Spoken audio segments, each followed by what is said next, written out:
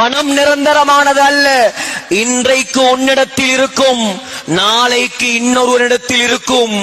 அல்லாஹ் தந்த வசதியை கொண்டு ஏழை மக்களுக்கு உதவி செய்யுங்கள். அல்லாஹ் தந்த வசதியை கொண்டு அனர்த்தத்தால் பாதிக்கப்பட்ட அகதிகளுக்கு உதவி செய்யுங்கள். நாளைக்கு என்னுடைய நிலைமை என்னவென்று தெரியாது. கதவை திறந்தவுடன் ஏழையை பார்த்து ஏசிவிட்டார். கடினமான வார்த்தைகள் பேசினார்.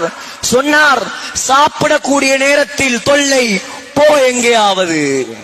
அந்த ஏழை, அந்த மிஸ்கீன் வாய்க்குள் ஏதோ முணுமுணுத்து கொண்டு போனான். அதுதான் அவருடைய கடைசி நாள்.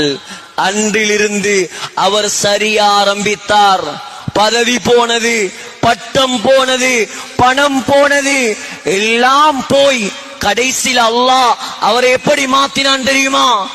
எனக்கு சாப்பாடு போட வக்கில் அவருக்கு சொன்னார், இதற்கு பின்னால் உன்னை பராமரிக்க என்னால் முடியாது, உனக்கு தலாக் தந்து விடுகிறேன், நீ உன் அம்மா வாப்பாவோட போய் சேர்ந்துக்கோ என்பதாக அவர் என்னை அனுப்பிவிட்டார்.